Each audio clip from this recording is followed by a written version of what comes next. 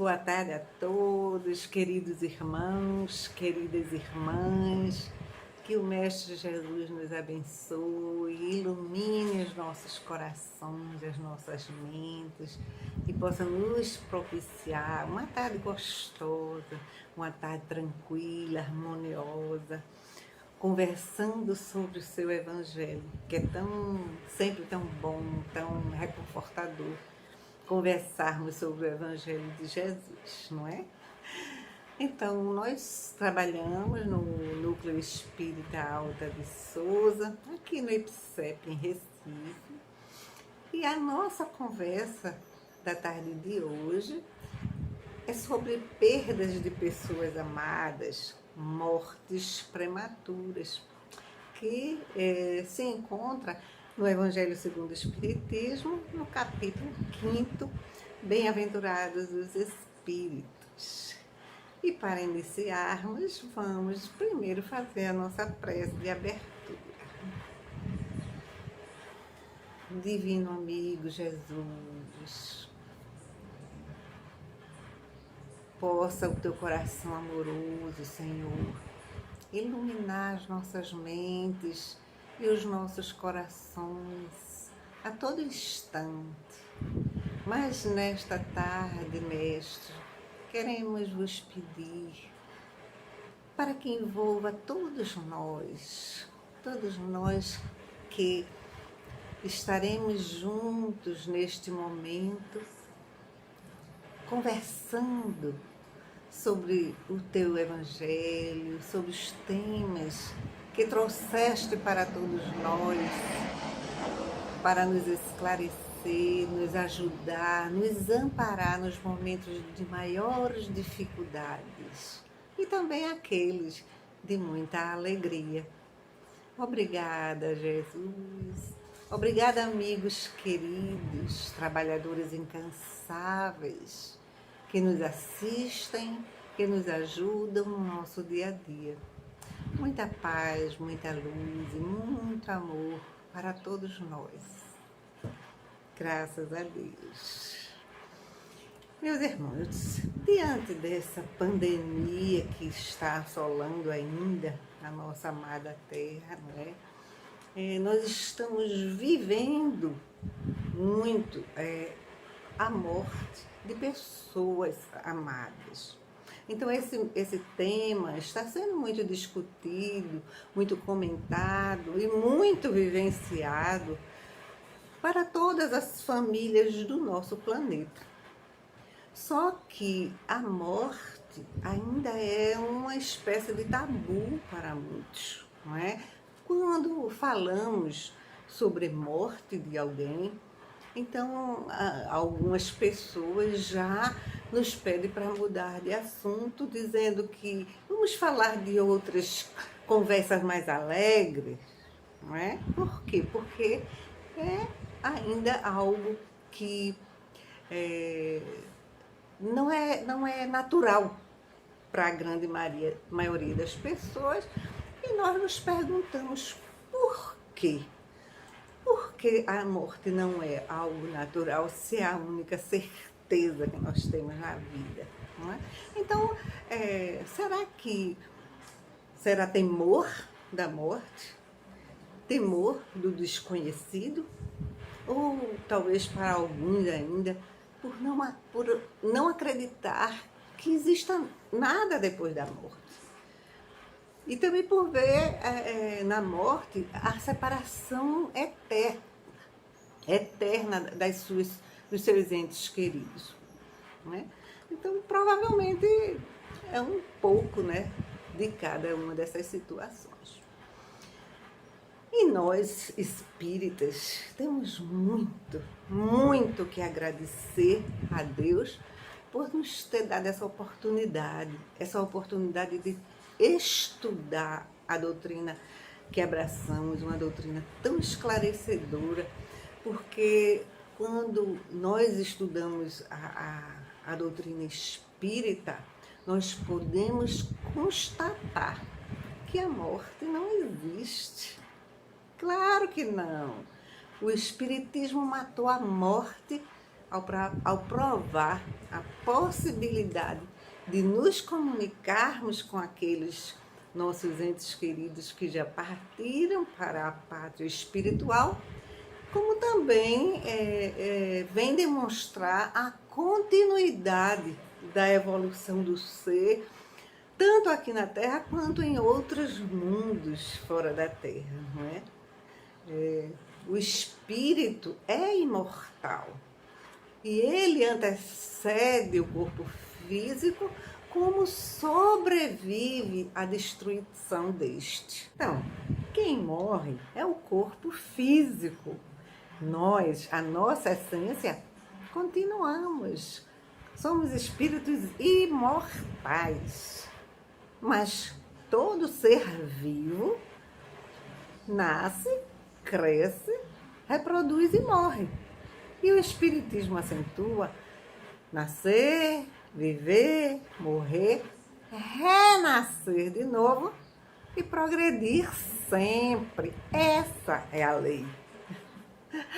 E a Terra, meus irmãos, é para nós uma escola, pode ser um hospital ou até uma penitenciária.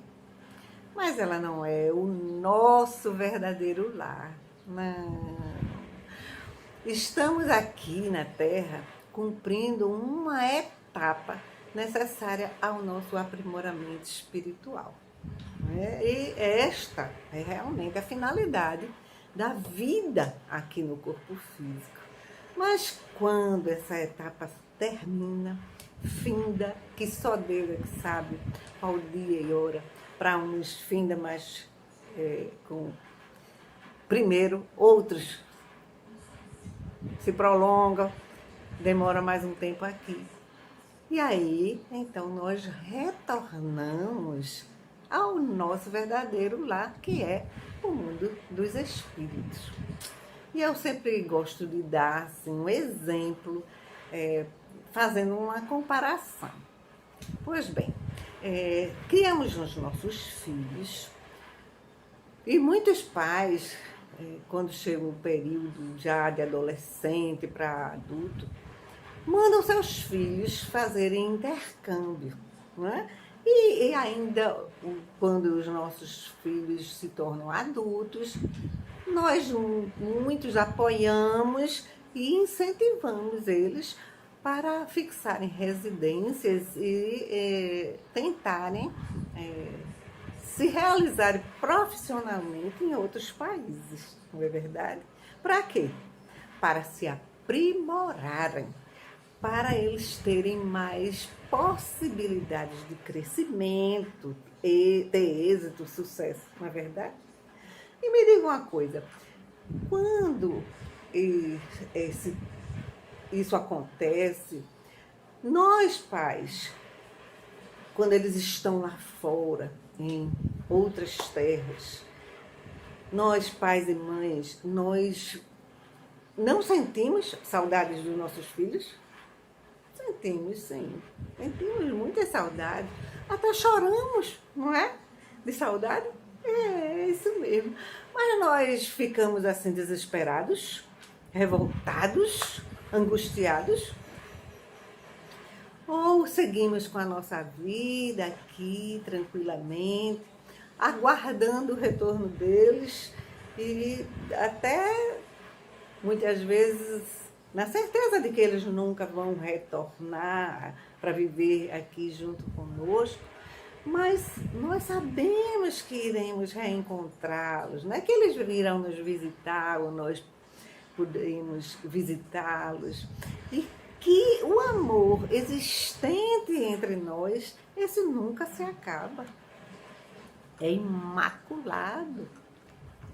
Pois é por isso, o que acontece quando um dos nossos filhos ou os nossos filhos, a nossa mãe, o nosso pai, os nossos parentes queridos morre ou desencarna. É assim apenas uma separação momentânea e necessária. Necessária para quê? Para o aprimoramento deles e também nós, porque como, através desse distanciamento, dessa separação provisória, porque a separação nunca é perene, quanto nós não crescemos, quanto adquirimos mais fé, mais confiança, mais força, mais resignação e compreensão das leis divinas através da dor que essa separação nos proporciona, né? Então, do mesmo jeito que nos comunicamos com os nossos filhos quando estão em outros países, através da internet, de celular, do WhatsApp, nós também nos comunicamos com os nossos entes queridos que partiram para a pátria espiritual. Como? Através dos sonhos, do sono, não é? Nós vamos dormir e sonhamos com os nossos entes queridos. Muitas vezes nem lembramos, mas os espíritos afirmam que não lembramos quando retornamos ao corpo físico. Acho que a alegria é imensa do reencontro na pátria espiritual. Ou nós vamos visitá-los, ou eles vêm até aqui nos visitar. E muitas vezes estamos no nosso dia a dia, acordados, trabalhando, e eles chegam junto da gente, nos inspiram, nos fazem carinho, nos dão beijinhos. É assim, é uma realidade. O Espiritismo me mostra isso, por isso que consola os nossos corações. Quantas vezes nós estamos no nosso dia a dia e lembramos de repente daquela pessoa que tanto amamos e que já partiu para a pátria espiritual. Nós que conhecemos os esclarecimentos da doutrina espírita, logo pensamos, eita, que papai, que mamãe está aqui, veio conversar comigo. E aí a gente dialoga com eles, não é isso? Sabemos então a morte não como um castigo, como muitas pessoas pensam, mas sim como um fim natural das atividades daquele espírito na vida material. A morte física faz parte da vida física. Desse modo é que devemos encarar a partida das pessoas que amamos. Lembrando ainda que não existem mortes prematuras conforme o nosso ponto de vista, porque elas ocorrem no tempo certo, em que Deus compreende a necessidade de cada espírito, exceto, né, nos casos de suicídios, tanto os diretos como os indiretos. Vivemos aqui na Terra o tempo que precisamos dentro das nossas necessidades de evolução e diante das leis de causa e efeito. E isso os espíritos explicam a Kardec na questão 199 do Livro dos Espíritos, que eles respondem a Kardec que a curta duração da vida de uma criança pode representar para o espírito que a animava o complemento de existência precedentemente interrompida no momento em que devera terminar. Isso ele está se reportando justamente ao suicídio que eu falei antes.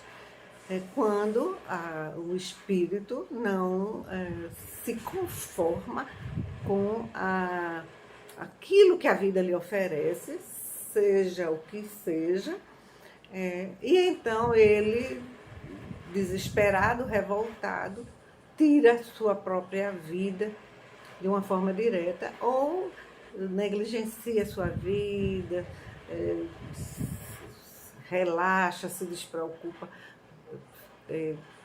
faz coisas que desgasta mais o corpo físico do que deveria, de uma forma indireta, não é? E então nós encontramos a complementação dessa assertiva no livro de Richard de Simonetti, Quem tem Medo da Morte, no capítulo 4. Aí Richard, ele explica o seguinte: com o conhecimento reencarnatório O conhecimento reencarnatório nos permite desvendar os intricados problemas do destino. Deus sabe o que faz quando alguém retorna à espiritualidade em plena floração infantil. Há suicidas que reencarnam para a jornada breve.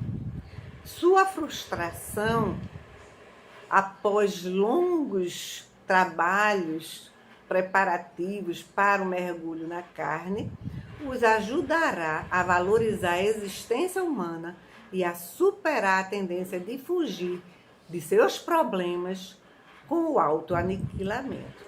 Então, ele está explicando justamente aqui isso, que os espíritos, nós, quando aqui estamos na condição física, vivendo na vida material, não, muitas vezes nos revoltamos e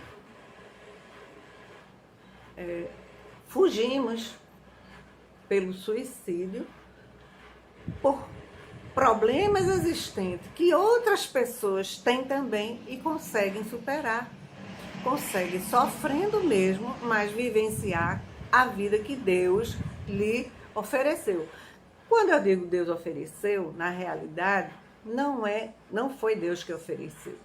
É a lei de causa e efeito que atua conforme nós plantamos, nós colheremos. Então, mesmo que quando plantamos coisas negativas para a vida, para o nosso semelhante, nós não gostamos de receber a colheita. E quando recebemos, ficamos revoltados e fugimos muitas vezes pela porta do suicídio. O que acontece? Retornamos ao corpo físico e pouco tempo depois, ou muito tempo depois, nós temos a nossa vida interrompida. Os espíritos explicam que se faltava ainda 20, 30, 2 anos, 15, 10, 5, não importa.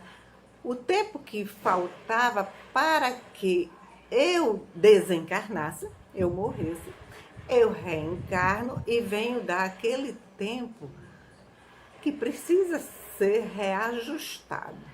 Então o espírito fica frustrado porque ele viu o trabalho, todos aqueles preparativos para a sua reencarnação, e ele fica frustrado porque desencarnou e teve que voltar. E aí ele vai ter que retornar novamente, vai ser todo o processo.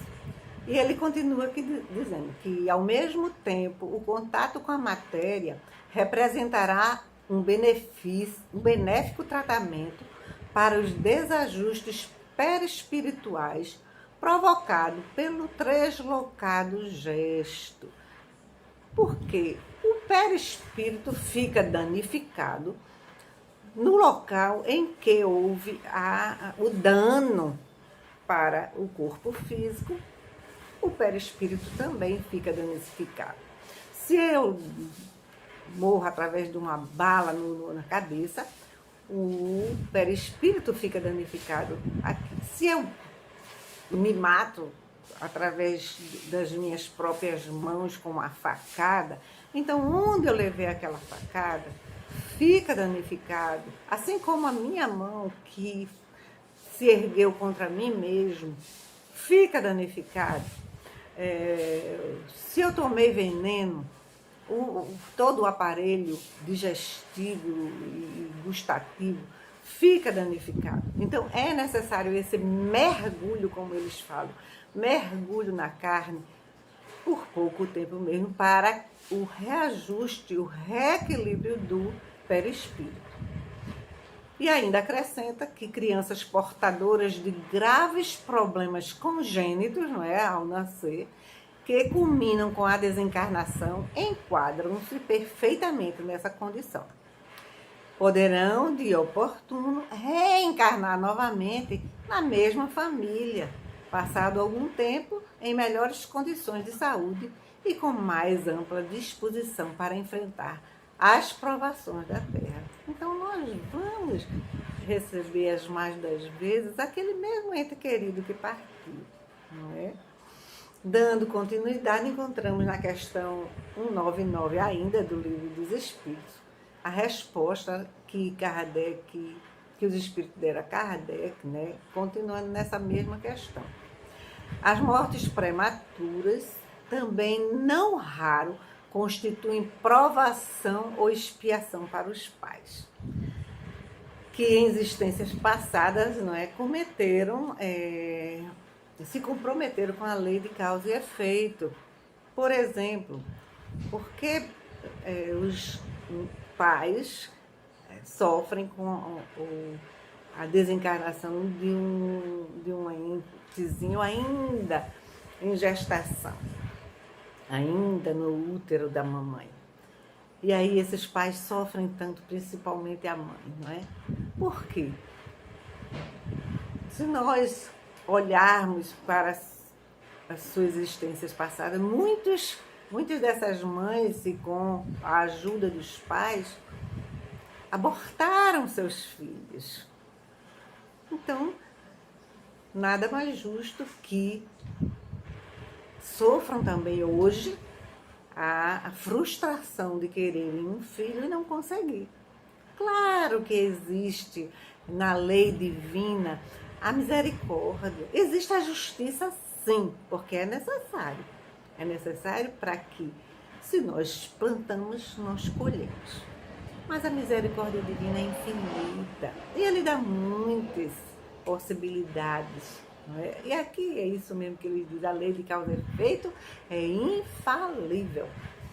Mas a misericórdia divina usa, conforme o ensinamento de Jesus, que o amor cobre uma multidão de pecados. Então, quando reencarnamos, nós que podemos já ter abortado em nossas precedentes existências, mas aqui ao chegarmos, plantamos amor, fazemos o bem. Então isso tudo atua em nosso proveito.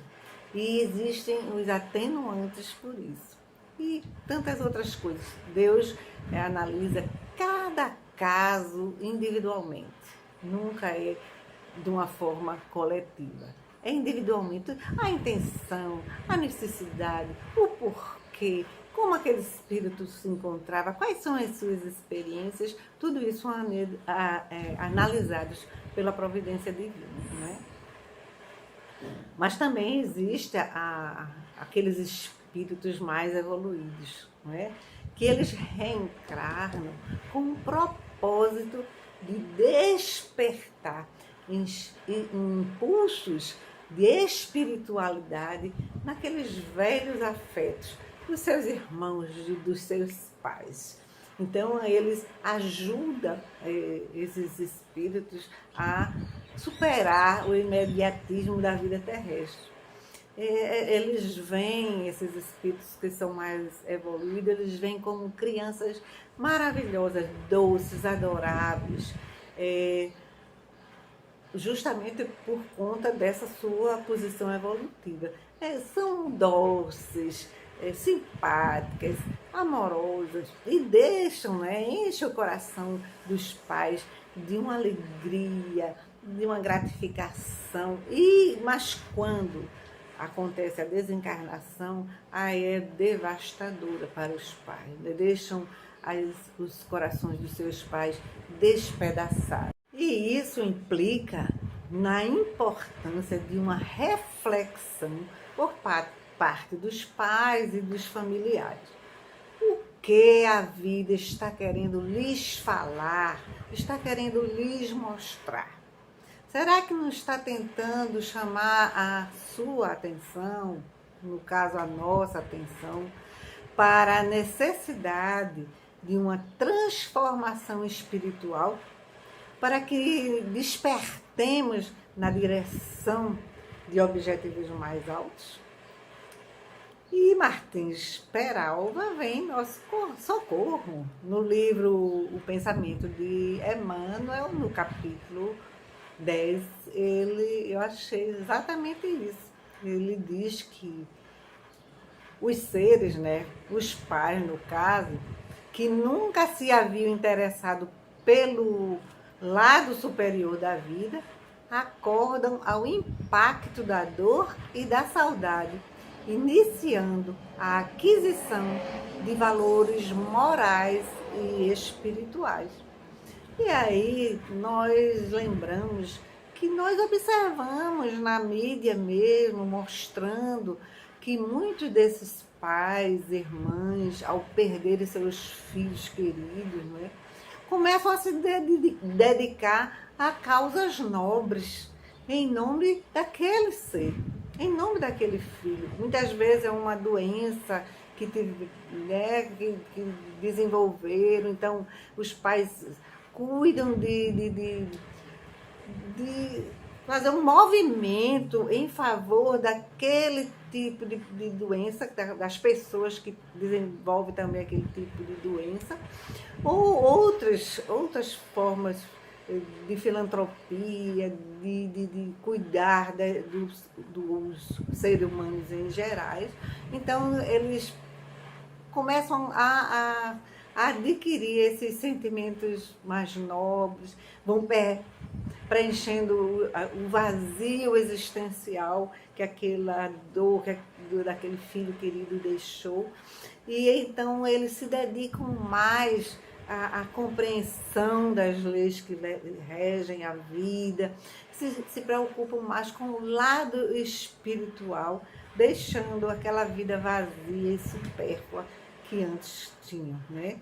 Então, que possamos compreender que diante de uma separação dolorosa, devemos ter paciência e trabalhar, confiando nesses queridos amados que partiram, quando na agonia e na dor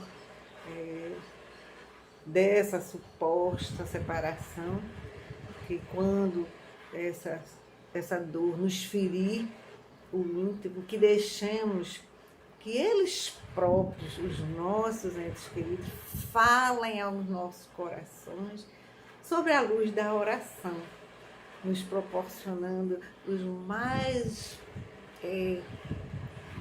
puros deleites espiritual diante desse colóquio, porque é através da oração que nós conseguimos nos comunicar com os nossos entes queridos, e que eles sentem também da mesma forma essa energia boa, essa doce e suave ligação nesses momentos de oração. Não nos esqueçamos nunca de orarmos pelos nossos entes queridos. Pois bem, meus irmãos, é esta compreensão de que a morte não é o fim, porém é um episódio inevitável de transição, não impede ao espírita de verter lágrimas ante o corpo inerte do ser amado, nos diz Emmanuel, e ainda acrescenta que nenhum sofrimento na terra será comparável ao daquele coração que se debruça sobre o outro coração regelado e querido que o ataúde transporta para o grande silêncio.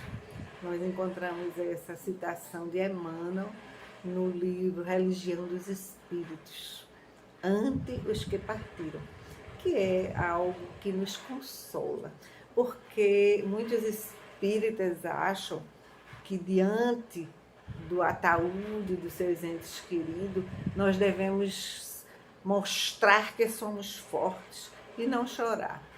E não é isso. Nós precisamos sim vivenciar aquele luto.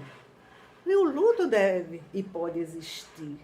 Podemos chorar os nossos sentimentos. Nós não somos robôs. Nós choramos pela saudade, né? Aquela saudade que fica. O que não deve existir para nós, principalmente espíritas, que temos o esclarecimento que a morte não existe, é o não desespero, a revolta jamais, né? Porque a revolta contra Deus denota uma pequenez, denota a falta de confiança, a falta de fé. Pequenez que eu digo não é que o espírito seja inferior a nós de maneira alguma. E estou falando, referindo-se justamente aos espíritas que já têm o esclarecimento, então deve nessas horas chorar, sentir saudade, mas jamais desesperar e nem se revoltar contra Deus, porque isso demonstra uma falta de fé, a falta de compreensão daquilo que a doutrina espírita nos traz, não é? Então, temos dessa forma uma linda história de Richard Simonetti. Richard Simonetti narra no seu livro Quem Tem Medo da Morte essa história. Ele diz que narra a antiga lenda árabe que um rabi religioso dedicado vivia muito feliz com a sua família, a esposa admirável e 2 filhos queridos. Certa vez, por motivos da religião, o rabi empreendeu uma longa viagem, ausentando-se do lar por vários dias. No período em que ele estava ausente, um grave acidente aconteceu e provocou a morte dos 2 filhos. A mãezinha sentiu o coração dilacerado de dor. No entanto, por ser uma mulher muito forte, sustentada pela fé e pela confiança em Deus, suportou o choque com bravura. Todavia, uma preocupação lhe vinha à mente. Como dar ao esposo essa notícia tão triste? Sabendo que ele era portador de insuficiência cardíaca, temia que ele não suportasse tamanha comoção. Lembrou-se de fazer uma prece e rogou a Deus que lhe desse auxílio para resolver aquela difícil questão. Alguns dias depois, o esposo retorna ao lar. Abraçou longamente a esposa e logo perguntou pelos filhos. Ela pediu para que ele não se preocupasse, que tomasse um banho e depois ela falaria dos meninos. Alguns minutos depois, estavam ambos sentados à mesa. A esposa lhe perguntou sobre a viagem e logo ele lhe perguntou novamente sobre os filhos. Ela, assim, numa atitude um tanto embaraçada, respondeu ao marido: deixe os filhos.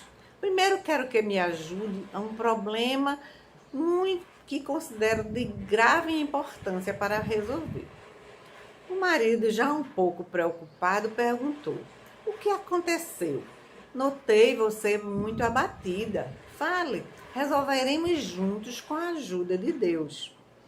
E ela responde: enquanto você esteve ausente, um amigo nosso nos visitou e deixou-me 2 joias de valor incalculável para que eu guardasse.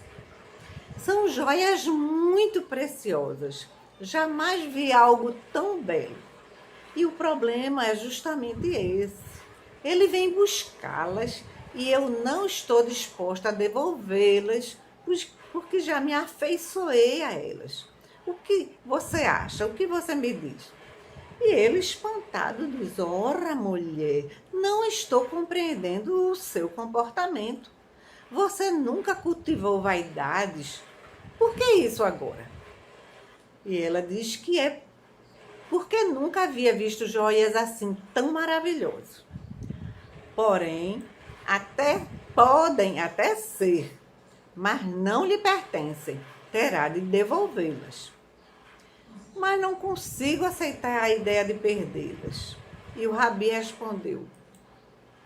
respondeu com firmeza: Ninguém perde o que não possui. Retê-las equivaleria a roubo.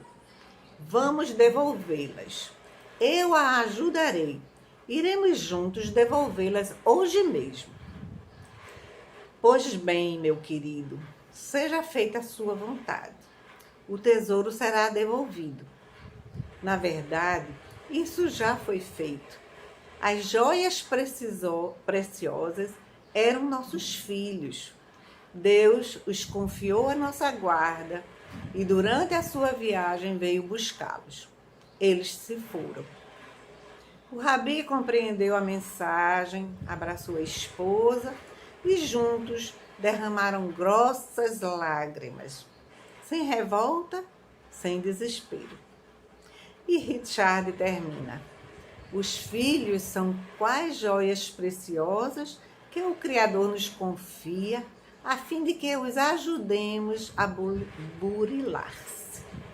Não percamos a oportunidade de auxiliá-los no cultivo das mais nobres virtudes.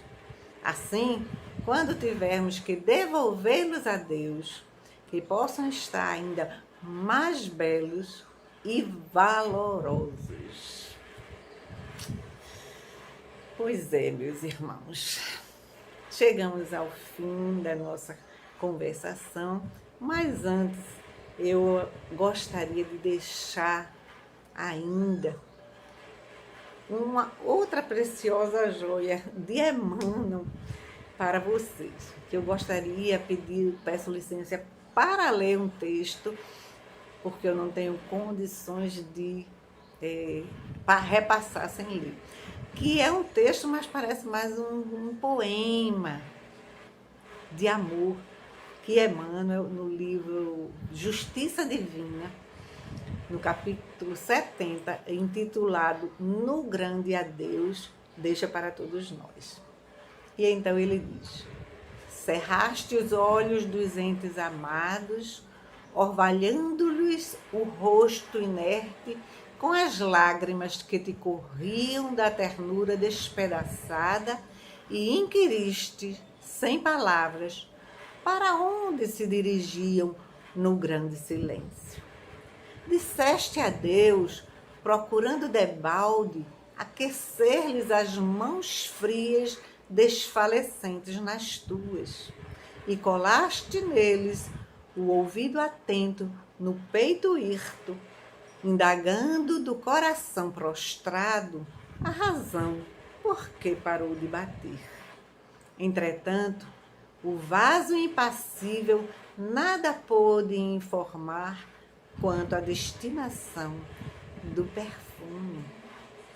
Ergue as antenas da prece no santuário de tua alma e perceberás o verbo inarticulado dos que partiram. Saberás então que te comungam a dor, estendendo-te as mãos ansiosas. Arrojados à vida nova, querem dizer-te que ressurgiram. Extasiados perante o sol que a imortalidade lhes apresentam, suspiram por transfundir a saudade e o amor no cálice da esperança, para que não desfaleças.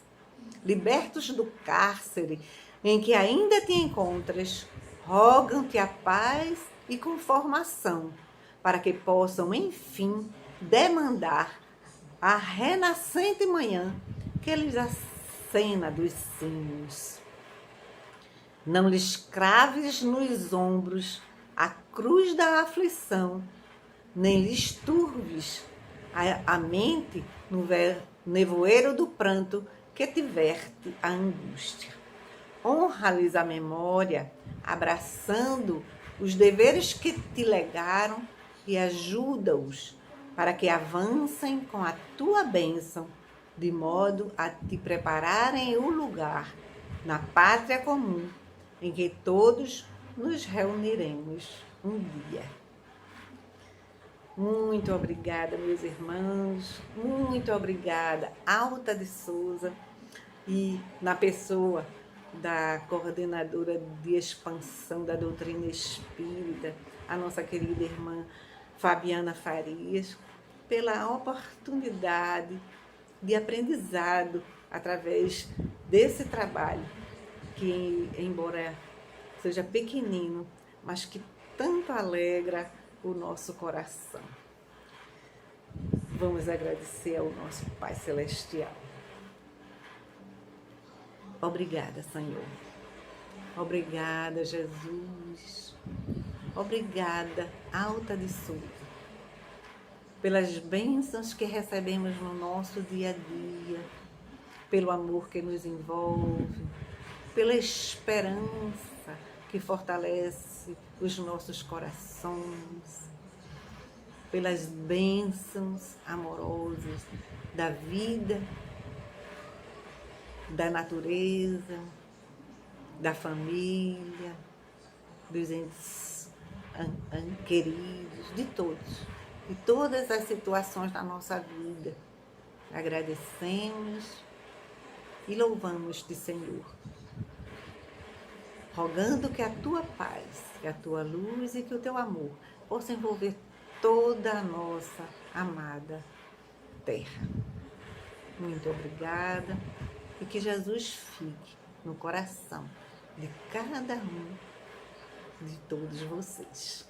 Muita paz.